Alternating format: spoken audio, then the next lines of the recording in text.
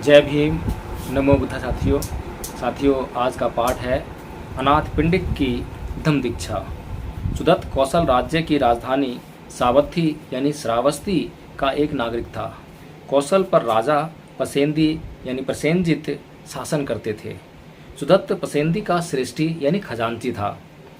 वह दरिद्रों को उदारतापूर्वक दान देता था, इसलिए वह अनाथ पिंडिक नाम से ख्यात था। जिस समय बुद्ध राजगृह में ठहरे हुए थे, उस समय सुदत्त किसी निजी व्यवसायिक काम से राजगृह पहुंचा। वह अपनी बहन के यहाँ ठहरा, जिसका विवाह राजगृह के श्रेष्ठी के साथ हुआ था। वहां पहुंचने पर उसने देखा कि वह श्रेष्ठी भिक्षु संघ तथा बुद्ध को भोजन कराने के लिए बहुत बड़े स्तर पर तैयारी करा रहा था। उसने सोचा कि या तो किसी विवाह की तैयारी की जा रही है या राजा को आमंत्रित किया गया है। जब उसे सत्य की जानकारी हुई तो वह बुद्ध के दर्शन करने के लिए अत्यंत अधीर हो उठा और उसी रात बुद्ध के दर्शनार्थ निकल पड़ा। तथागत ने अनाथ पिंडिक के हृदय की निर्मलता और उत्कृष्ट गुणों को तुरंत जान लिया और उसका करुणापूर्ण शब्दों में स्वागत किया।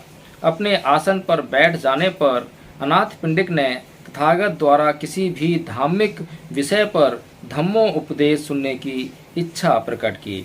तथागत ने उसकी इच्छा पूर्ति करने के लिए एक प्रश्न किया, कौन है जो हमारे जीवन को मूर्त रूप करता है?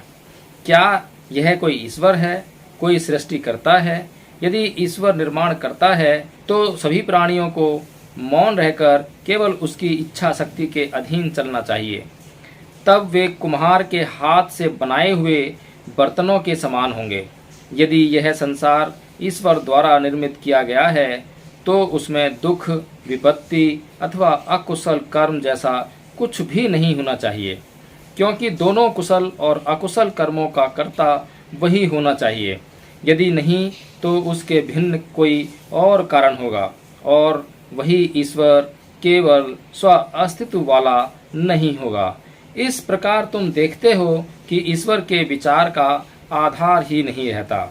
आगे ऐसा कहा जाता है कि जिसका अपना ही आधार नहीं है वह सृष्टि का कारण नहीं हो सकता, और हमारे चारों ओर की सभी वस्तुओं की उत्पत्ति कारण से ही तो होती है। जैसे कि बीज में से पौधे की उत्पत्ति होती है, उसी प्रकार सभी चीज़ों की उत्पत्ति होती है। तो फिर जिसका अपना ही अस्तित्व नहीं है वह सभी वस्तुओं की उत्पत्ति का कारण कैसे हो सकता है? यदि वह सर्वव्यापक है अर्थात उनमें समाया हुआ है, तो फिर वह निश्चित रूप से उनका निर्माता नहीं है। फिर यह भी कहा जाता है कि आत्मा से ही उत्पत्ति हुई है। यदि आत्मा ही निर्माता है तो उसने सभी वस्तुओं को सुख देने वाला क्यों नहीं बनाया? दुख और सुख की घटनाएं वास्तविक सत्य हैं, वे आत्मा की कृति कैसे हो सकते हैं?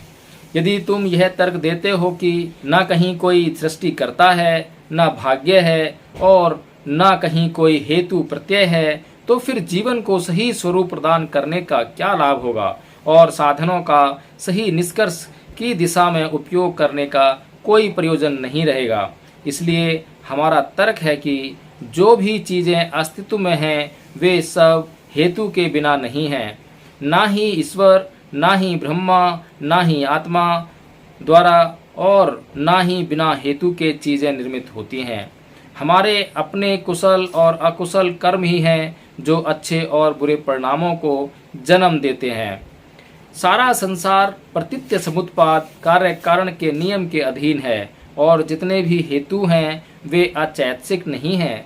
जिस सोने से सोने का प्याला निर्मित होता है वह आदि से अंत तक सोना ही सोना होता है। इसलिए हम ईश्वर और उससे प्रार्थना करने संबंधी मिथ्या धारणाओं का त्याग करें। हम व्यर्थ की सूक्ष्म काल्पनिक उड़ानों में न उलझे रहें।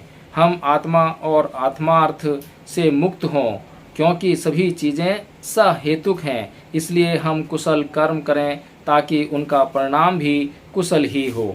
अनाथ पिंडिक बोला, तथागत ने जो भी कहा है उसमें मैं सत्य को देख रहा हूँ और मैं अपने मन को जागृत करना चाहता हूँ, मेरी बात को सुनकर अब तथागत मेरा मार्गदर्शन करें कि मुझे क्या करना चाहिए।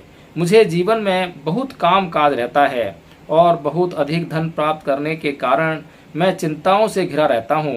फिर भी मैं अपने कार्यों को आनंद पूर्वक करता हूँ और परिश्रम के साथ उसमें लगा रहता हूँ। बहुत से लोग मेरे कर्मचारी हैं और उन सब की जीविका मेरे ही व्यापार की सफलता पर निर्भर करती है। अब मैंने सुना है कि आपके शिष्य पवज्या के सुखों की प्रशंसा करते हैं और संसार में व्याप्त अशांति की निंदा करते हैं। वे कहते हैं कि तथागत ने अपने राज्य और उत्तराधिकार का त्याग कर दिया है और सद्धम्म के पथ को खोज निकाला है। इस प्रकार उन्होंने संसार के सामने ऐसा उदाहरण प्रस्तुत किया है कि किस प्रकार निब्बान को प्राप्त किया जाए। मेरा मन लालायित है कि मैं वही करूं जो अच्छा है और अपने साथियों का भला कर सकूं। तब मैं यह जानना चाहता हूं कि क्या मैं अपनी संपत्ति, अपने घर और अपने व्यवसाय का त्याग कर दूं और आपकी तरह ही धार्मिक जीवन का सुख प्राप्त करने के लिए घर से बेघर हो जाऊं।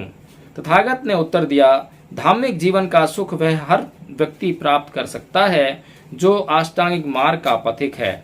जो धन से चिपका हुआ है उसके लिए यही अच्छा है कि वह धन की आसक्ति से अपने हृदय को विषाक्त बनाने के बजाय धन का त्याग कर दे।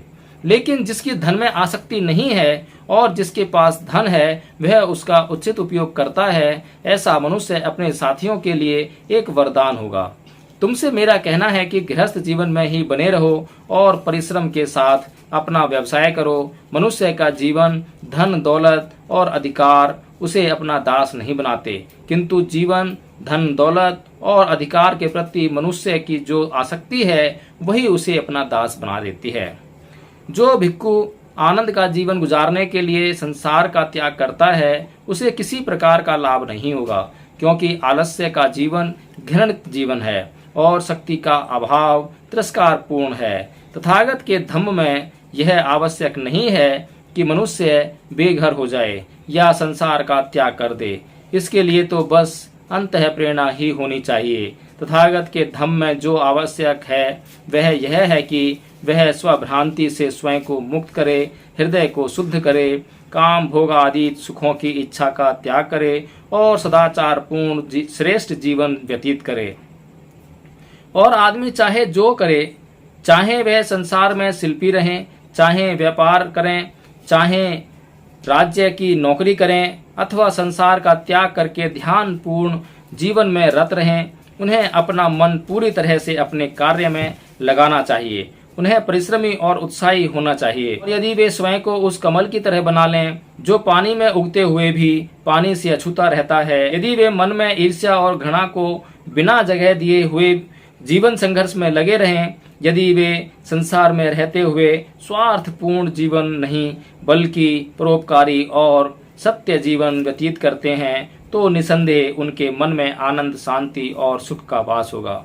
अनाथ पिंडिक को लगा कि यह सत्य का सर्वाधिक श्रेष्ठ ज्ञात सिद्धांत है, सरलता और बुद्धिमता का धर्म है। इस प्रकार तथागत के सद्धम्म में प्रगाढ़ आस्थावान हो जाने पर उसने धीरे से तथागत के चरणों पर नतमस्तक होकर उनकी वंदना की और हाथ जोड़कर उनसे याचना की कि उसे प्राण रहने तक शरणागत उपासक स्वीकार करें। तो साथियों, इस प्रकार से यह अनाथ पिंडिक का पाठ समाप्त हुआ। इसमें तथागत ने ईश्वर की चर्चा की है। ईश्वर को नकारने का बुद्ध ने इसमें प्रयास किया है कि ईश्वर जैसी कोई प्राकृतिक शक्ति इस संसार में या इस ब्रह्मांड में एग्जिस्ट नहीं करती है, अस्तित्व में है ही नहीं। लेकिन बुद्ध कभी भी आपको प्रश्न करने से नहीं मना करते हैं, बल्कि आपको यह कहते हैं कि, और आप देखेंगे, अक्सर आप बुद्ध को देखेंगे कि बुद्ध कभी आपको अपने निर्णय नहीं देते हैं, बल्कि वो आपका मार्गदर्शन करते हैं। आपका मार्गदर्शन करते हैं, आपको स्वयं सोचने के लिए मजबूर करते हैं। आप खुद से निर्णय लीजिए। किसी और के निर्णय पर आप कब तक भरोसा करेंगे, कब तक चलेंगे और कहाँ तक चलेंगे? इसीलिए निर्णय तो आपको लेना है। बुद्ध केवल तर्क दे सकते हैं। बुद्ध केवल ईश्वर के बारे में कुछ बातें रख सकते हैं जिनके आधार पर आपको स्वयं निर्णय लेना होता है। हालांकि वे बातें जो बुद्ध ने तर्क दिए हैं वो हम लोग भी तर्क रख सकते हैं, लेकिन हमारी बुद्धि के ऊपर नाना प्रकार के आलेप हैं, नाना प्रकार के जो आवरण हैं, वो उस प्रश्न को हमारे दिमाग में आने ही नहीं देते और हम कभी भी वह मूल प्रश्न नहीं कर पाते हैं, जिससे हम अंधविश्वास का मार्ग पकड़ लेते हैं और अपने जीवन में लगातार दुखों को भोगते रहते हैं। बुद्ध ने अनाथ पिंडिक को उसका व्यवसाय छोड़कर, घर छोड़कर भिक्षु बनने के लिए भी नहीं कहा, और बुद्ध ने कहा कि जो व्यक्ति किसी भी प्रकार की आसक्ति में ना रहकर जहां भी रहेगा वहीं वो जो है धम्म का लाभ ग्रहण करेगा। जो लोग घर छोड़ देते हैं इस कारण से कि वो अब भिक्षु बन गए हैं, अब लोग उनका सत्कार करेंगे, आदर करेंगे, उनको भोजन दान भी देंगे और उनकी ज़िंदगी जो है अब बहुत ज़्यादा सुख से गुजरेगी, तो ऐसे लोगों का गृह त्याग करने का भी कोई लाभ नहीं है, क्योंकि जो गृह त्याग कर रहा है उसका उद्देश्य आनंद की पूर्ति नहीं होती है, बल्कि अपने जीवन में जो मुक्ति है उसको प्राप्त करना होता है। तो साथियों, इस पाठ में इतना ही, और अगले पाठ के लिए फिर हम कल उपस्थित होंगे। इसी साथ में जय भीम, नमो बुद्धाय।